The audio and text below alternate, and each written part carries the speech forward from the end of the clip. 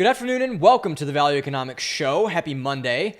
On December 8th, 2023, I released my second book, Toxic Immaturity, Reclaiming the Masculine Identity from Those Who Seek Its Destruction. After undergoing a massive blow-up with my publisher, I was able to limp to the finish line to get my second book out to the public in a timely fashion. The book didn't sell well at all and was even a bigger flop than my first one, if you can believe that. But looking back on it, I wouldn't change a thing. The reasoning is because I believe that there was no more appropriate thing to spend time writing. At the time, it was not popular at all to write a book about masculinity. In the 2 years I spent seriously writing the book, masculinity was under attack from every possible angle. Masculinity itself was still called quote-unquote toxic. People still thought Me Too was a net positive to society. We didn't know what a woman was, so therefore we didn't know what a man was. However, that was not to say that the word toxic had no place in the conversation surrounding the plights of modern masculinity and men. The sin of the modern conversation around masculinity is the labeling of masculinity itself as, again, quote-unquote, toxic. This is an incorrect and sinful act because masculinity is not toxic. In fact, it is exactly this rebuke and rejection of masculinity, the ultimate force for good in our world, that has caused our world to descend into madness. This is not a statement of misogyny. This is a statement of truth. Men built the modern world. We're the conquerors, the explorers, the pioneers. We shaped the world through commerce, politics, trade, and warfare. We spread religion through the developed world and fostered it in our homes and our broader communities. This is not to say that women haven't played a part and aren't inherently equal to men, because they are.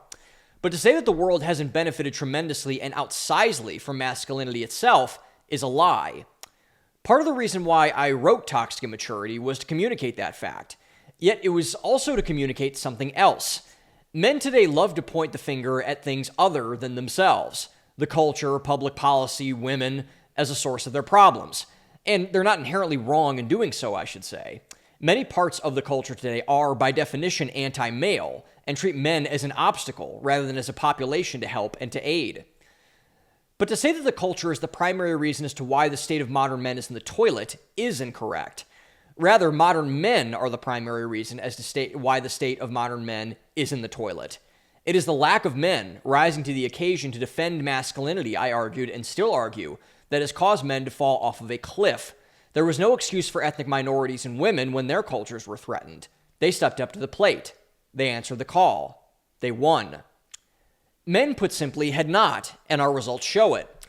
On every major metric of life that matters, whether it's the college educations or deaths of despair or wage gaps compared to women, men are falling behind, and dramatically. The goal of my book was not to solve the masculinity crisis, because I can't.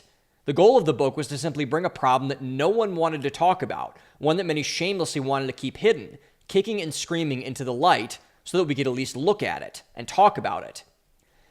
This goal was, in my view, even harder than the act of solving the masculinity crisis itself. The crisis of men in America today, at the time, was so taboo to discuss that almost no one wanted to touch it or could touch it with a 10-foot pole. Various minorities and women, so the argument went, were under greater threat, mostly imposed by men and the patriarchy they had so elegantly constructed to hide their oppressive tactics. This was the lie that men were told. And for the longest time, this is the lie that men accepted. We ate dirt and got kicked in the face willingly every single day. We deserved it, we thought to ourselves. That's why men are so weak, as is the same for every weak person and people group. We don't defend ourselves because deep down, we don't view ourselves as worthy of it. Toxic Immaturity came and went without much fanfare or regard, not like I cared at all that much anyway. The true goal of any creative, at least one that is creating for the right reasons, is to get their creation out into the world, and much is the same with me. I've lost money on every single one of my creative projects, and not a small amount of it either. Yet I haven't cared once, and the reasoning behind it is simple. I don't measure my creative endorsements or endeavors monetarily. I measure them, in my estimation, the way most genuine creatives do. Has it worked? Has it had the desired effect that I wanted it to, or that I thought would happen? The number one indicator I was looking for in the aftermath of my second book launch was simple. Did Toxic Immaturity describe the problem of men and masculinity accurately, and could it potentially provide a path out of the horror show that these two groups were involved in? And in my humble opinion, that mission was accomplished. I did not solve the masculinity crisis because, again, I can't. But my diagnosis was accurate, and the path out, as has been proven across history, was very similar. And the theme of this episode is simple. What is the state of modern men today? A lot has changed in a year and a half for American men, more than I ever thought possible, and most of it, in my opinion, is overwhelmingly positive. We have stacked a lot of wins since December of 2023. More importantly, we are standing up for ourselves again. We are indeed reclaiming the masculine identity, and in ways that are highly encouraging. Today's episode is going to bring that to light. What are some of these wins? Well, for starters, how about the end of quote-unquote redefined masculinity? One of the most absurd narratives surrounding the masculinity crisis is the notion that the old definition of masculinity is outdated and stale and needs to be made anew. This is completely false and overwhelmingly harmful. The sole reason more than any other that men have gone into a tailspin is that the old definitions of masculinity have been thrown into a wood chipper by our culture. Men don't know what to do anymore because they can't source their purpose back to anything traditionally masculine. We've thrown the baby out with the bathwater, and it shows. In this effort to socially engineer a quote-unquote new masculinity, a series of efforts came into the fray to attempt to reconstruct a Frankenstein nature of American men. The husband of Vice President Kamala Harris, Doug Emhoff, who outwardly hated men, was attempted to be branded as a quote-unquote wife guy, a beacon for men to look up to. Harris's running mate, the oafish Tim Walz, was also hoisted as an everyman, one who could apparently drink a light beer and fix a carburetor at the same time. Scott Galloway, perhaps the only left-of-center influencer reaching out to men, organized the White Dudes for Harris campaign, which stated that the manliest thing you could do, other than apparently having the proper skin color, was to cast your vote, your birthright as an American, for the most anti-male presidential candidate in the history of our country. Thankfully, these efforts failed in hilariously spectacular fashion. Emhoff was exposed as a serial wife-beater who assaulted women in public. Walz was correctly seen as a buffoon and a liar who cheated on his military oath. Galloway, who I like, seems to descend into tears weekly on one of his seemingly endless number of podcasts about something that Elon Musk or Donald Trump do, although he was the only one to collectively do a postmortem on just how badly American progressives lost the plot when it came to American men. And just how bad have they lost it? It's worse than most people think. A report last week, for example, showed that Democrats are shelling out tens of millions of dollars to understand not the political opinions of American men, but understanding American men at the most foundational level. For instance, part of the report last week detailed on how they are conducting a study around the quote-unquote syntax of how men speak. To the American left, American men are truly no different than chimps. It's notable that the battle over the future of masculinity took place in the political arena. Many thought that the 2024 presidential election would be focused on women, particularly in the overturning of Roe v. Wade in 2022. Many commentators, the expert class, thought that this election would be a referendum on that decision, that the women of America would rise up and put a stamp on American politics in the most definitive gender movement in recent memory. But how wrong they were. Instead, it was American men that stepped up to the plate to decide the 2024 election. They were tired of being put down, of saying that they couldn't talk about this or say that. They wanted to have a say, and have a say they did. The fervor and urgency in which men moved to mobilize themselves in the midst of the 2024 election was something completely unexpected, but something completely welcome. Not all people thought so, however, both on the left and on the right. Many thought that this was troubling, that American men rising up to put a stamp on American culture was somehow a bad or harmful thing, something to be avoided and treated with caution. Women, it seems, were not as eager as they thought to have men have the cultural clout and voice that they had for decades. It seems that, for all their talks of equality and feminism, they had not practiced what they had preached for all of these years in terms of sharing the spotlight. Elections, however, are mostly overblown nothing burgers in the long run. They can either mean everything or they can mean nothing, depending on your perception of the event itself. Most of the time, they can and they should mean nothing. Sustained action over time is what creates real change. Just ask the civil rights or women's suffrages movement. They know exactly what it means to round the long bend of progress that Martin Luther King so famously talked about. Yet I do believe that in the aftermath of the 2024 presidential election and the massive cultural change and fallout that has followed, the men have a tremendous opportunity, perhaps one that only comes around by once in a few generations. For the past half century at minimum, the concerns of men have been left on the back burner. Their problems have been ignored, their opinions moved to the side, their influence muffled. But no longer. Now, for the first time in a long time, men are in the driver's seat. They have the opportunity to set the pace of the culture, to lead from the front, to show the world the virtues of a resurgent and traditional masculinity. Masculinity is one of the greatest net positives in the history of humanity. It has given rise to great civilizations, literature, and rights. It has fought all the fights needed to lift everyone up. It has stood in the gap, stormed the breach, and fought off enemies of all who oppose it courageously and selfishly. The men of this rising generation, or selflessly rather, the men of this rising generation have the chance to bring that back. But we must also be cautious. The last time that men have had this much cultural power, we blew it. We ushered in the 1950s, a good decade in some ways, a terrible one in others. The 1960s were a backlash against the exclusive and regressive masculinity that too often sprung to the surface during that era. It led many rising groups in America to go bitter and resentful towards it. When they had cultural momentum, they struck against it, dealing a blow to masculinity that would prove, in some cases, particularly given the suicide rate, fatal in the aftermath. For their sake and for ours, men must not go down this path again. So, in a completely new era, with a completely new but familiar opportunity, the question for men today is the following. What should this look like exactly? What makes a man in 2025?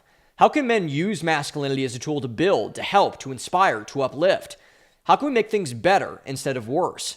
What does a vision for the future look like that is compelling not just to men, but to the cultures that men are in, so they themselves can be built up, helped, inspired, and uplifted?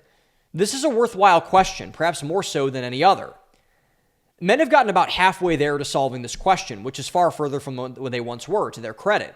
We have stopped letting the culture beat us to a pulp. We have finally said enough, stuck our foot out in the ground, and have not let the culture cross it again to mess with us. The most intelligent thing one can do in a fight is to figure out a way for your opponent to stop punching you in the face. Defense, figuring out what your opposition wants to do, as Sun Tzu wrote ages ago, is the key to unlocking a winning strategy.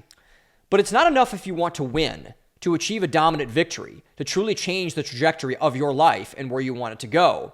Contrary to popular belief, defense does not by itself win championships. Offense, in combination and on top of a stout defense, wins championships.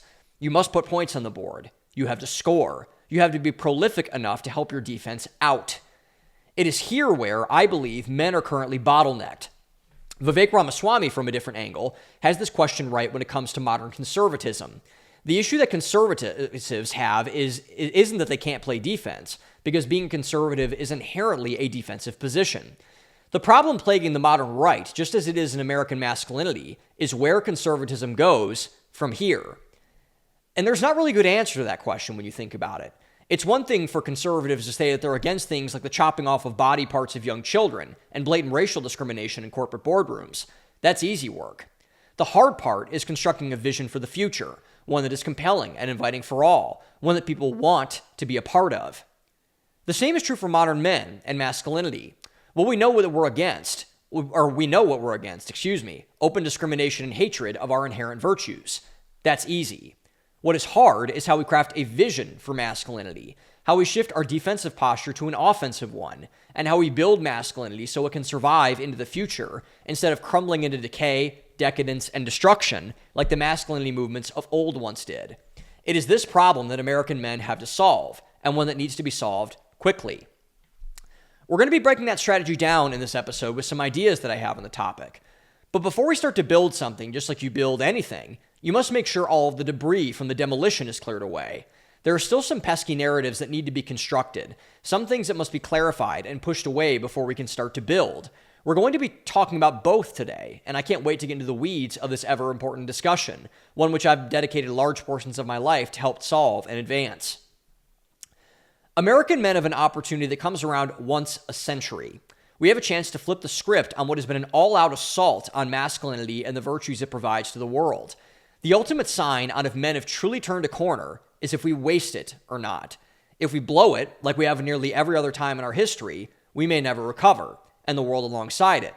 But if we don't, we have the chance to provide the greatest societal improvement, with men leading from the front, that we've seen in a very long time. I pray daily that we choose the latter and not the former. Men are builders, frontiersmen, pioneers, and warriors. If they act as such, I think we'll make the right decision. Let's get on to our stories today.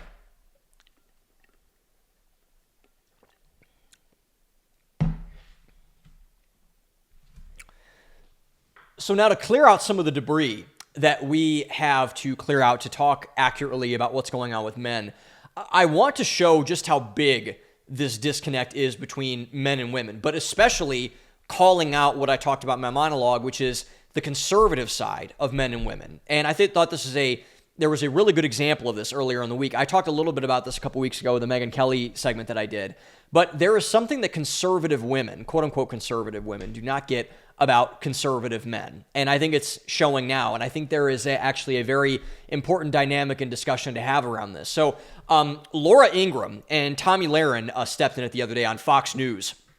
And rightly so. They got pilloried for this on social media and everywhere they were talking about it. So Laura Ingraham was hosting her nightly show. I wasn't watching it at the time. I saw it on social media. And so Tomi Lahren, who I've always kind of found just like, bizarre and weird and annoying, and I've never found her really. I was very happy when Glenn Beck fired her from the Blaze, for example.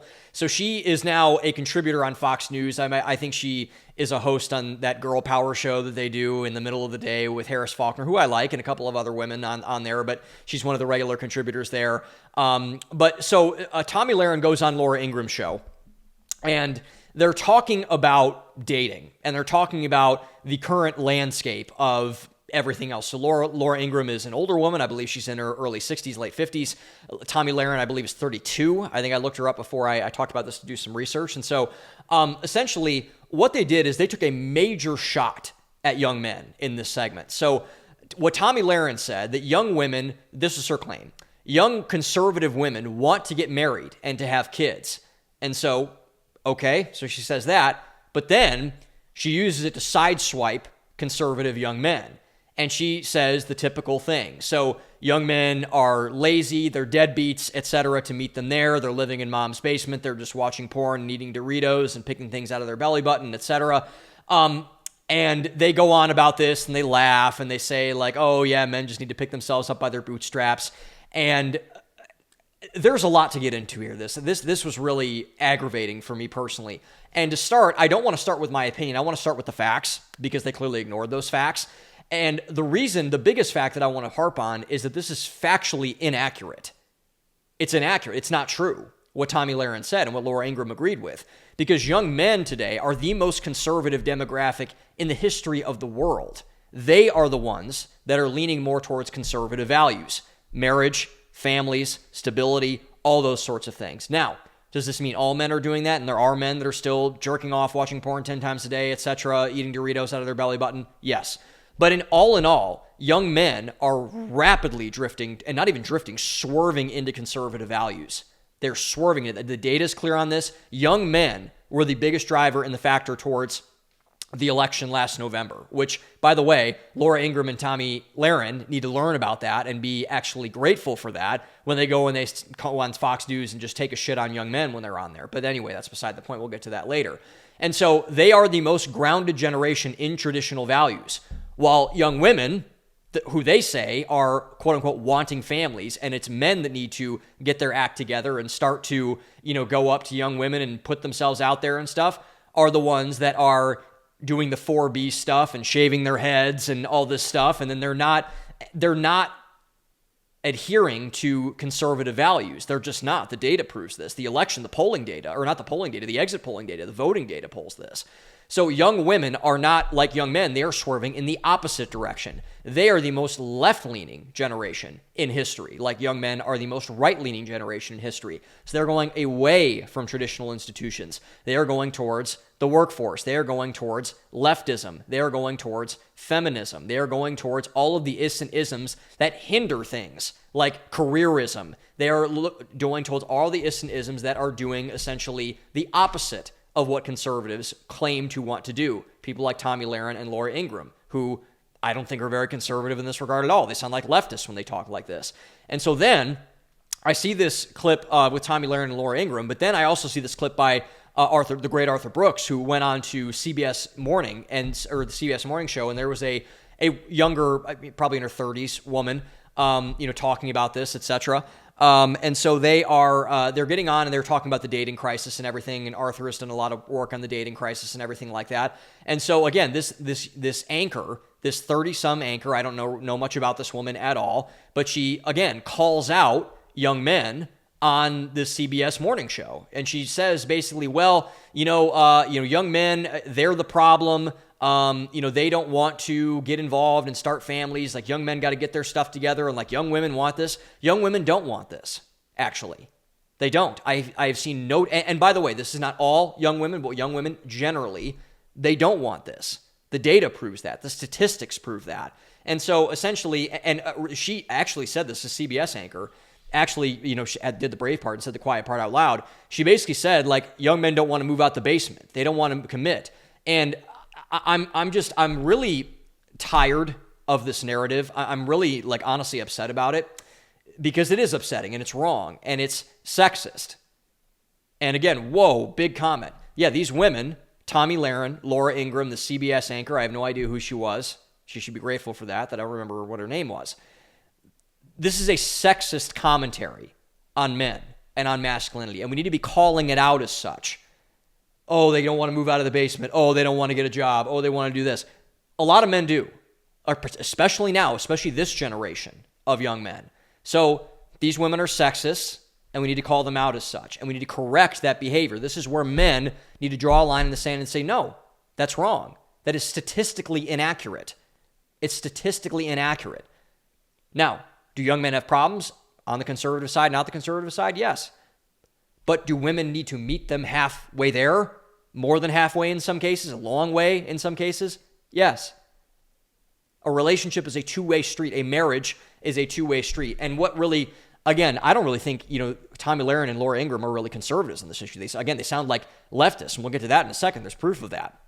So what, quote-unquote, conservative women do not get about this issue, what they still don't get about this issue, and this is why they're, the young women especially, they're the most depressed, mentally ill generation on record, as well as being the most liberal women on record. That's not a shock or an accident, in my opinion. It's not. Actually, the statistics bear this out. But what they don't get is that this is the ugly truth that we need to kind of just rip the Band-Aid off of. Their values are what is unattractive to the rising generation of men. It's their value. It is a values question. If they cannot find compatibility, do not look for it in the fringes of young men.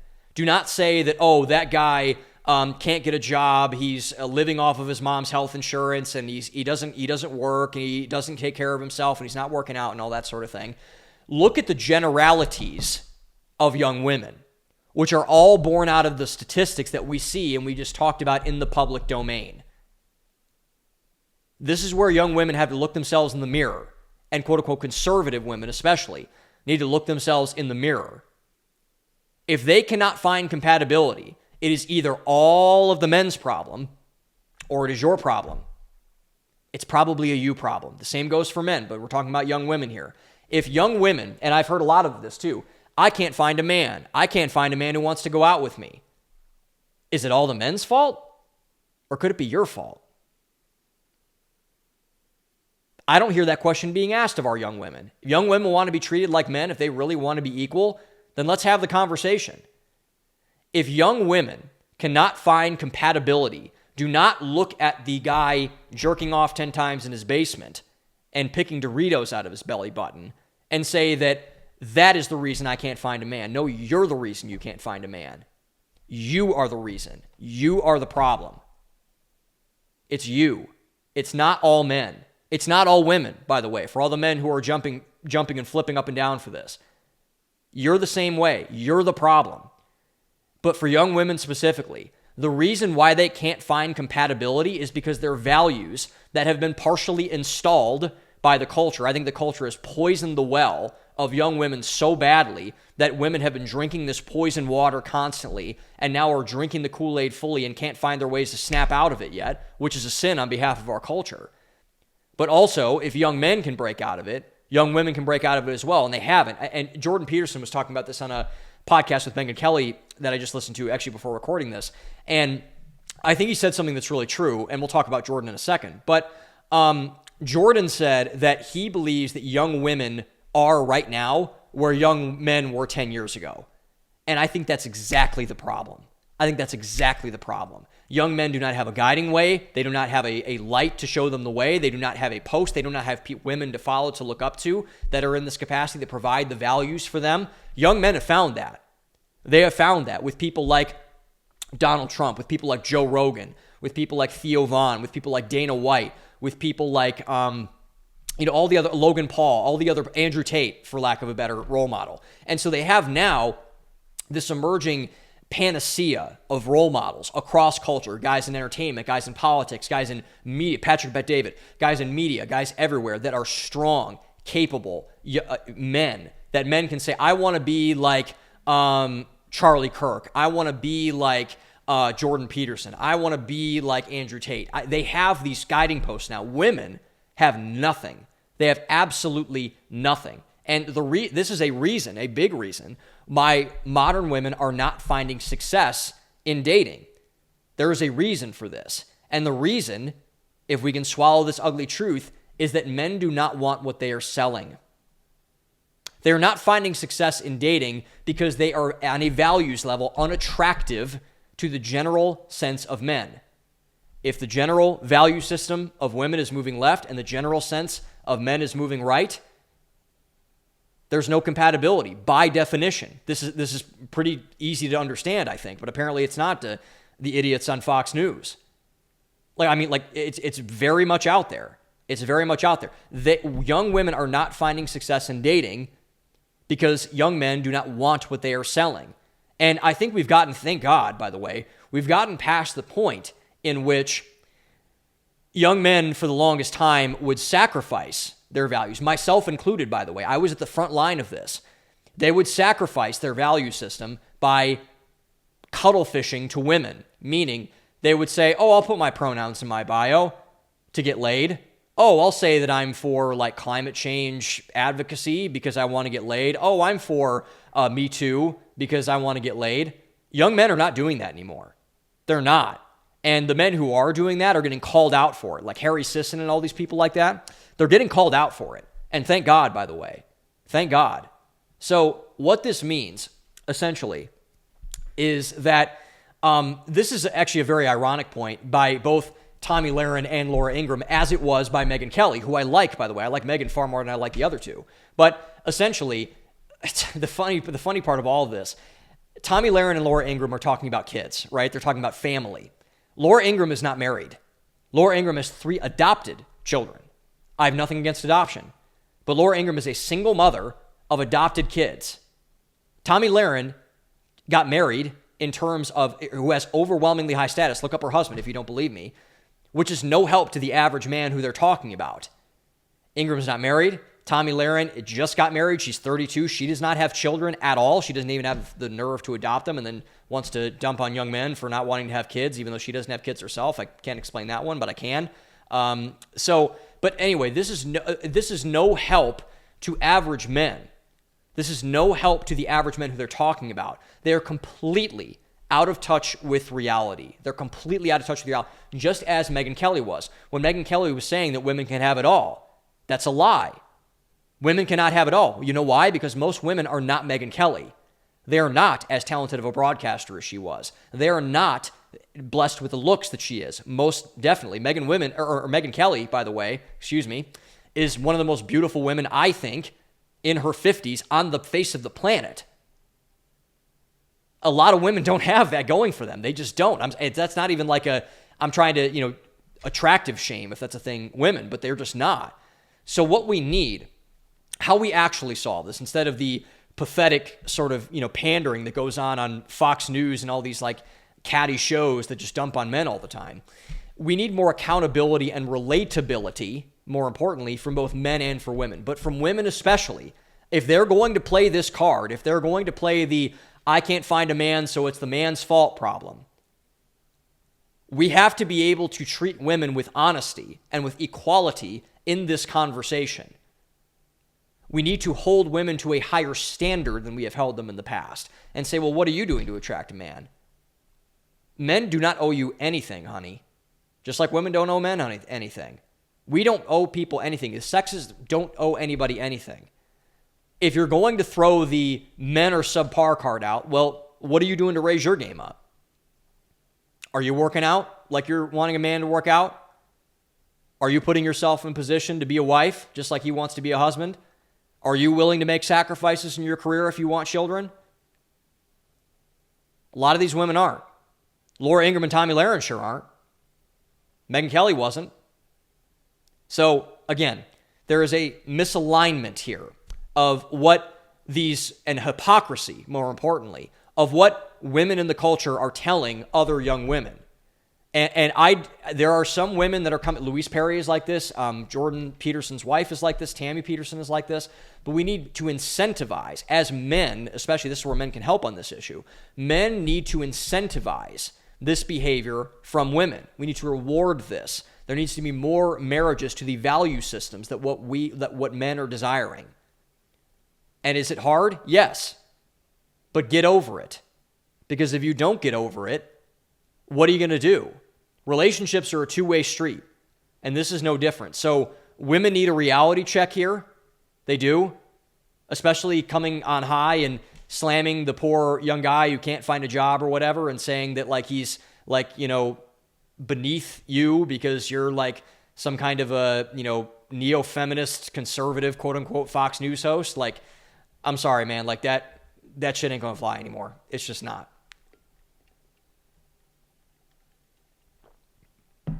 And I think what this exposes, this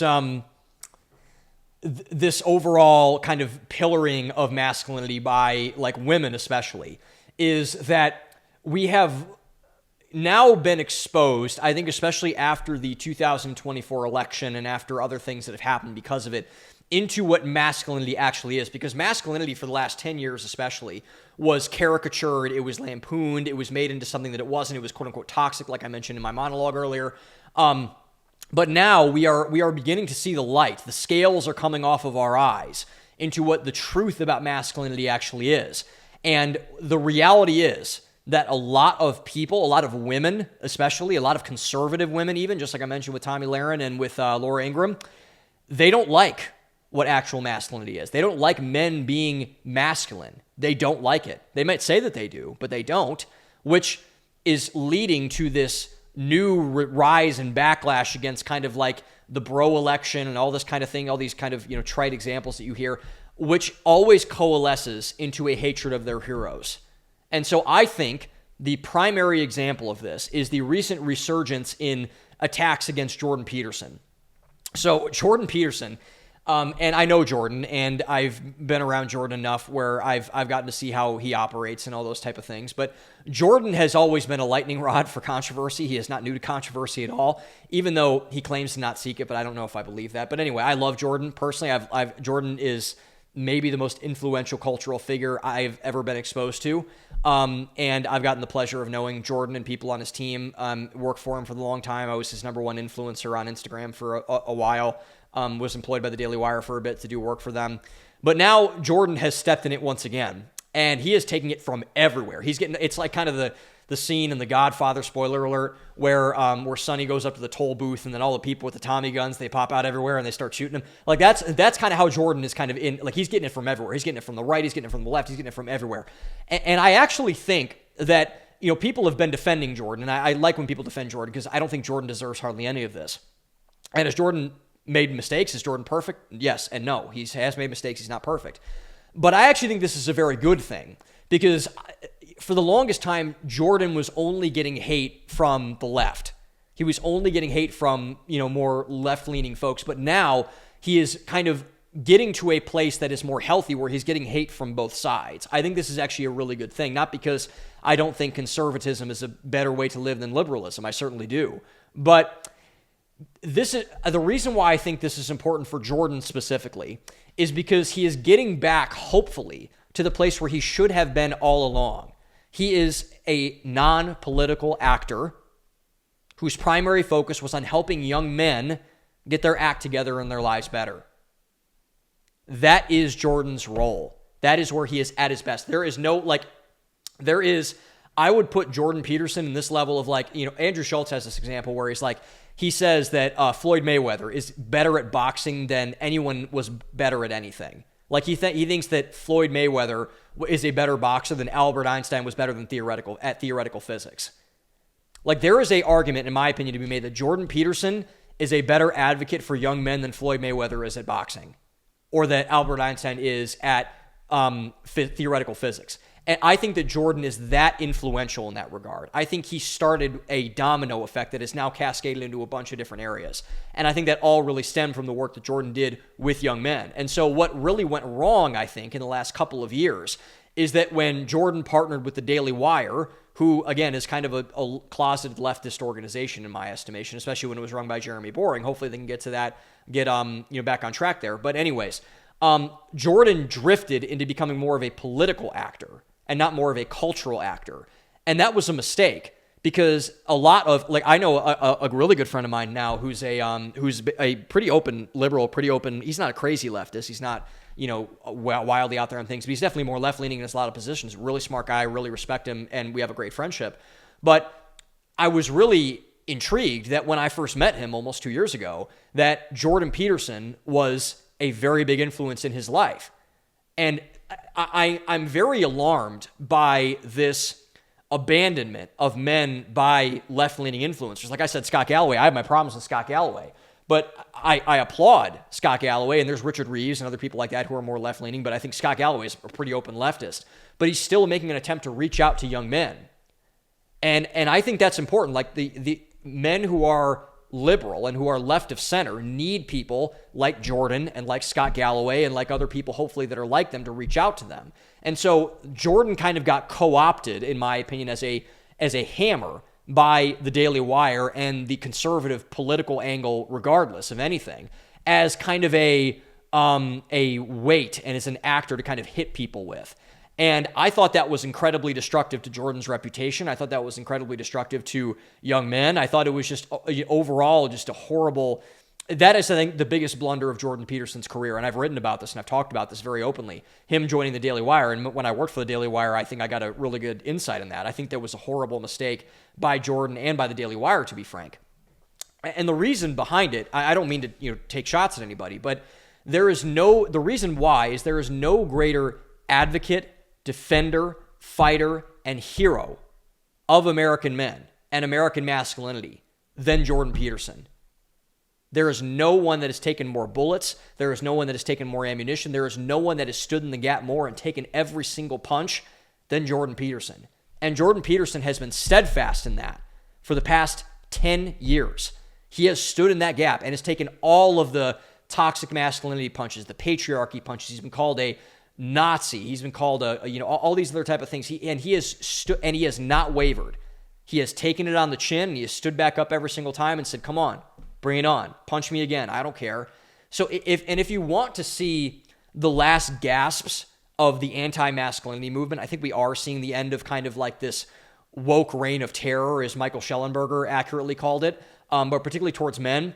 And if you want to see the last really breath of what they're trying to do, look at how viciously they are attacking their heroes, with people like Jordan Peterson at the top of that list.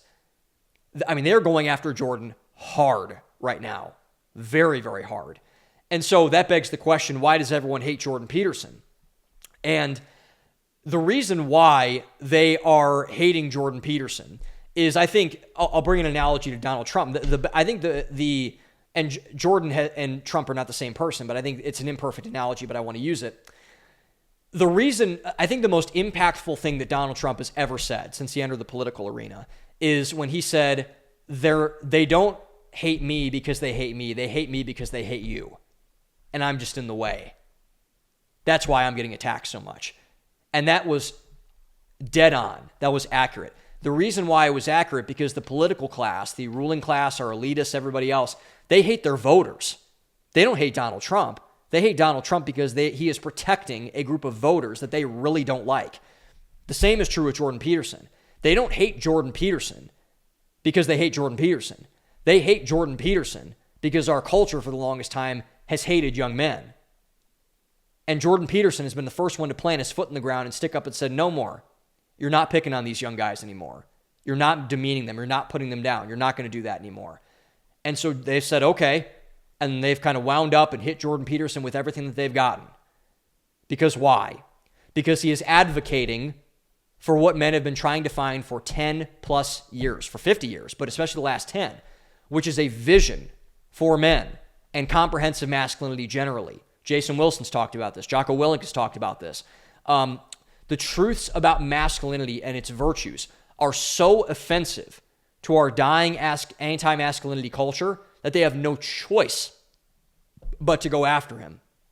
They have no choice because this truth of what masculinity and being a man actually means is so radioactive to the culture that has been incubated inside of our society for a very long time, that they are going after it with everything that they can because they're gasping for it, they're drowning, they're dying, and they're trying to latch on to something to give it life. And that thing that they're doing is attacking people like Jordan Peterson. Because now men are starting to get it together. They're starting to figure it out. Like I said, these wins are starting to stack up and they're increasing in frequency. And now, I believe for the first time in a long time, men have a movement behind them. They have momentum behind them. They have a vision in front of them that is developing. It's not perfect, but it's developing, which is incredibly exciting for someone like me. One, I am a man, so that's exciting. And then two, young men have a way to go about in the world. They have hope for the first time. I remember looking around and seeing all of these men that I went through that didn't expose themselves to people like Jordan Peterson and Ben Shapiro and all these people that were advocating for this, but Matt Walsh, other people, but they just got lost, and they're still lost, and they don't know what to do. And I think that's a problem. I know that's a problem. Data proves that's a problem.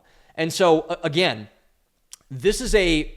I think this is a referendum on the American right. Unbelievably. You might not believe that, but hear me out. So the American right is supposedly the quote-unquote pro-masculinity party. But again, some of their biggest influencers in the world are still going after him. And they're disguising it as, like Peterson wants to genocide the people in Gaza, or Peterson is pro-Israel, or Peterson is pro-establishment, etc. Now, is Jordan more pro-Israel than a lot of people like? Probably. And he had that tweet that he tweeted at Benjamin Netanyahu and all those things. But again, this is a psyop. This is a psyop they are pulling on Jordan Peterson. They are not going after Jordan Peterson because he's pro-Israel. They are not going after Jordan Peterson because he has a friendship with Ben Shapiro. They are not going after him because of X, Y, and Z thing. They are going at, keep the main thing. They are going after Peterson. He is getting all this hate is because he is going for the jugular on this anti-masculine culture.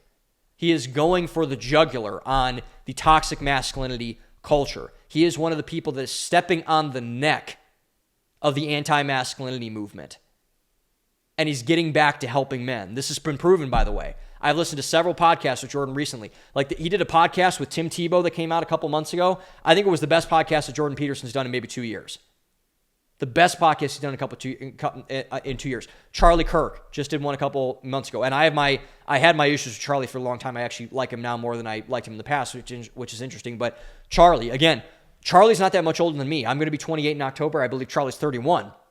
So Charlie's not much older than I am. He grew up and got incubated in this era that Peterson was rising. And Charlie Kirk is probably one of, if not the brightest light that Jordan Peterson has produced. Whether you like everything that Charlie Kirk says or not, it's fine if you don't. But Charlie is a benefactor of the Jordan Peterson stepping into the gap to help men movement. He is. And this proves this. Having a conversation with admirable men, Tim Tebow, Charlie Kirk, etc. Having a conversation with Megyn Kelly that he pressed on all of this feminism nonsense, this wokeism nonsense, this nonsense of the you can have it all crap. He's getting back to the main thing. He's getting back to what got him there. And that's a very good thing. The culture needs Jordan Peterson. Men need Jordan Peterson. The world needs Jordan Peterson. Douglas Murray, who I've lampooned on the program, that was his blurb for Beyond Order. The world needs Jordan Peterson. Yes, we do. Yes, we do. Jordan is the most important, in my opinion, other than Donald Trump, the most important cultural figure of my lifetime, I think. And actually, I think the ripple effect of what Jordan will do will be probably closer to Trump than a lot of people think. And that might be absurd, but I don't think it is. Jordan Peterson is an unbelievably important and beneficial force for American masculinity today. And I'm glad it's getting back to the main thing on that.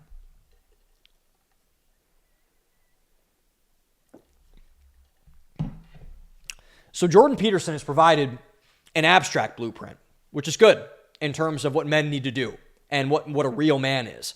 And so, but I think the more important question, and the one we're going to have to, especially as the ascendant men coming up in the culture, is that what does the future of masculinity look like for an accessible model for all American men? This is really important. It needs to be accessible. It needs to be an invitation. This cannot be just a future for conservative men or men that like Trump or men that listen to Logan Paul. We need to make this invitation open for all men. And is it going to be a more conservative solution than a liberal solution? Yes, because liberalism is anti-masculinity, clearly. I don't even think there's an argument for that again at this point. But anyway, this all segues into us having the entirety of masculinity come into question. Because now there is a prevailing narrative right now that's dying, I think, of what masculinity is, which is not right if masculinity is actually needing to be reestablished. So I know no greater person in my personal life that has been has advocated more for men than my friend Hafiz Bayoku, who is a good friend of mine and is a mentor of mine and an older brother figure to me. And I think Hafiz has done with his podcast with the network that I'm a part of with the Affluent Standard. I highly recommend you guys check into that and check out Hafiz's content. It's really good. So Hafiz has been he has been like Peterson. He has stood in the gap for men for a long time. He has been in the lion's den of the red pill movement. He has been in the lion's den of the anti-masculinity movement, of the feminism movement. Hafiz has he has taken a lot of shots and a lot of bullets for masculinity, so he knows what he's talking about. And so one of the things that Hafiz is really focusing on now, and I think this is going to be interesting to see going forward because it's something that I believe in as well, is that the prevailing narrative of what masculinity is currently today is simply this, and this is what he calls it: sperm to women, checks to children. That's what the culture wants to make men as. So men, as the way it's currently constituted, are only good for reproductive capacity and for monetary provision. And again, we need to call this out, like Hafiz is, like Jordan is. We need to call this out. And again, say, and put this very bluntly, this is a regressive and this is a sexist worldview that provides no actual value to men. It's regressive, it's sexist, it is discriminatory against men. And this is not to make men victims, but is to do an honest analysis of what this actually means. Now, given that, a real man certainly is those things. He is capable of having children. He is capable of providing monetary income. That is certainly true. I'm not disputing that. It's a very important part. Providing and procreating, I guess, the two P's, I guess, in that component. I didn't plan that, but there it is. A real man is certainly those things. But what a real man also is someone who establishes masculine authority and order of the chaos of the world. Again, going back to Peterson, this is the language that he likes to use. So what men are at their best are the ultimate organizing principle, which essentially means getting yourself put in order as a man is the most important thing you can do as a man.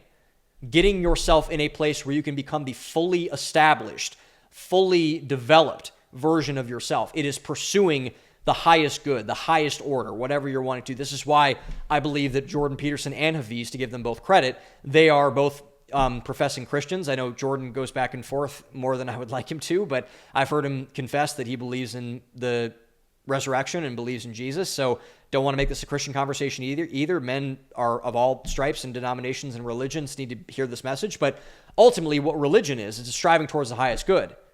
It's, Buddhism is like, and they're all different than this, but Buddhism, Islam, Christianity is the truth, and Christianity is the only religion that makes sense as far as I'm concerned. But anyway, that is what religion is. And this is why men, I think, are really needing to develop this kind of a vision. This is why vision is so important, because it means getting yourself in order, and it means prioritizing your purpose, prioritizing yourself, prioritizing the calling that you believe that God has on your life.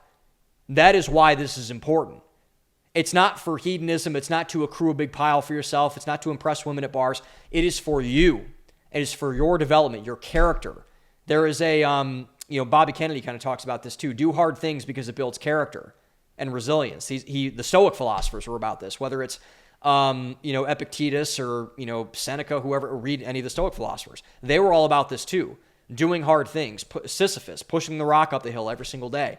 So therefore, and this is again a credit to Hafiz on this, a man's life should be defined by holistic excellence in all areas of life and congruency across all areas of life. There should be a through line for that, going in back and forth. I looked like Trump there when I was doing that. But like there should be a through line through all of these things.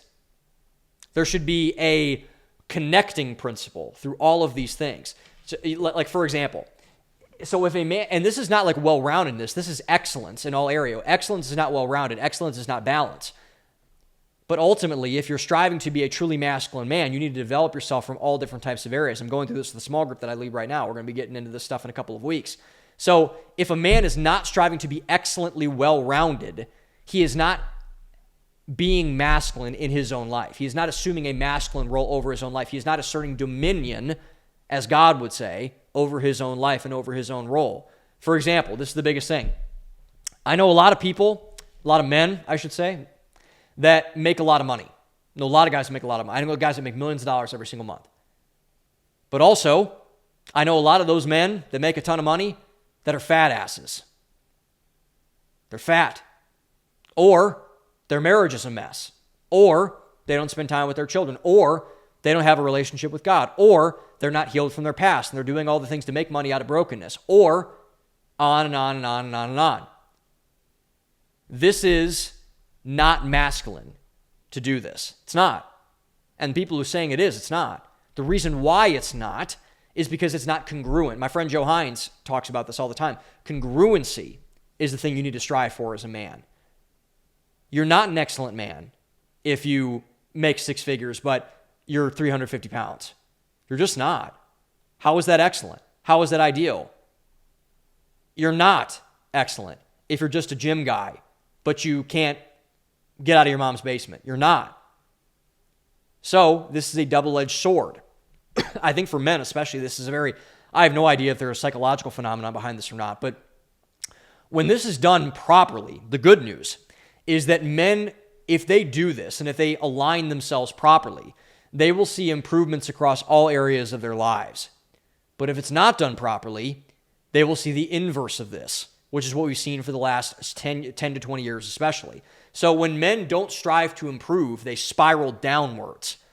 But when men strive to improve, they strive upwards and they circle upwards. They spiral up. So setting yourself and setting a momentum for your life, a positive momentum for your life, is absolutely critical. It's critical for what you have to do. So putting yourself in a position to stack wins like masculinity as a whole is doing currently now. When you stack wins as a man, when you start making more money, getting back into shape, improving your relationship with God, getting a community with other men, all those type of things, you will see it benefit and bleed into everything else inside of your life. But when men don't do those things, when men stop going to the gym, when they stop trying in their relationship, when they stop trying to improve in their work, they spiral down and it bleeds into everything else. Like, for example, one of the most harrowing stats I've ever heard in terms of this happening is that when men get divorced, their productivity at work drops by about 60%. It's like, whoa, why does that happen? It's exactly because of this. It's exactly because of this. A real man is a man who strives to be excellent in all areas of his life, who is not just, as Hafiz likes to put it too, Johnny Bravo, all upper body, no lower body. He skips leg day. Big chest, big arms, skinny legs. That's not what a man is. It's not what a man is. You can be as empathetic as you want to, but if you're out of shape, if you're fat, you don't make money, you don't contribute to your community, you don't serve in your church, you don't serve your friends, you don't serve your family, you don't honor your mother and father, you're not a man. I'm sorry, you're not. If you're a CEO of a company but you never see your children, you're not a real man. You're just not.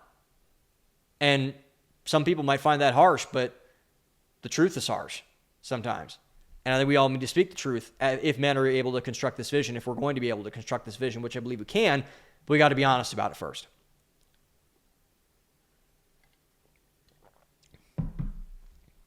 Okay, so that's what a real man is. So that's a real man, then how can we functionally accomplish this? How can we communicate this as an accessible vision for all of young men? How can we broadcast this, megaphone this out to young men into the world today to kind of establish the vision? So I have distilled this down to really 5 things that men can do to get back on track, especially if they are not doing this or they're in kind of a rough spot. I think these 5 things done in order can get really, really great results on the back end if men are able to commit to this and do this. So how can men functionally become real men, better men? The first way, in my view, is you got to know your values. Know your values. Know what's important to you, particularly within a religious structure. If you don't know God, get to know God. Get to church. Read the Bible.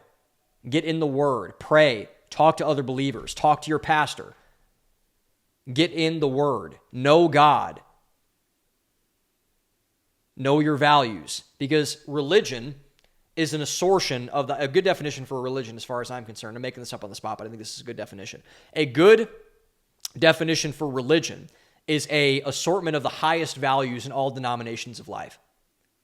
What you do with your money, your marriage, your relationship, your fitness, your walk with God, all those type of things. If you do not have your values in line, if you are not part of a religious structure, if you're not part of a church body, if you do not belong to Jesus Christ or whatever God that you worship, you're going to be lost because your values anchor you. They put you in the ground so you can move properly and step and get to where you want to go and all those type of things. Knowing your values is the most important thing you can do, especially if it's in a religious structure. Because if it's coming from a higher power, you are not self-determining your values. This is where Nietzsche went wrong. Nietzsche said we need to create our own values. We cannot create our own values. We need to derive our values from someplace else. What better place to develop them from the highest good in terms of religious structure? I think that's a very important place to start. Number 2, I think this is kind of where we are with men right now. I think we're somewhere between 2 and 3. So do not be ashamed of those values and enforce them on the world. I actually think we're past this now, thank God. So what men have failed to do over the last 50 years is we've been ashamed of masculinity. We've been driven to shame by it, which is a sinful thing because masculinity is not something to be shamed at all. So men, in that regard, have been derelict in their duty of holding themselves accountable to the fostering of masculinity in their own lives. So we have been said, maybe masculinity is toxic. Maybe my grandpa was kind of a jerk to my grandma. Maybe my dad is kind of the problem. No. We're done. We're done with that. We're done by saying that your grandfather's generation, your dad's generation, your great-grandfather's generation was the problem. They're not the problem. Did they have problems? Yes. But are they inherently the problem because they're men? No. That narrative is over. It's dead. I'm glad. We should salt the earth behind it and burn it.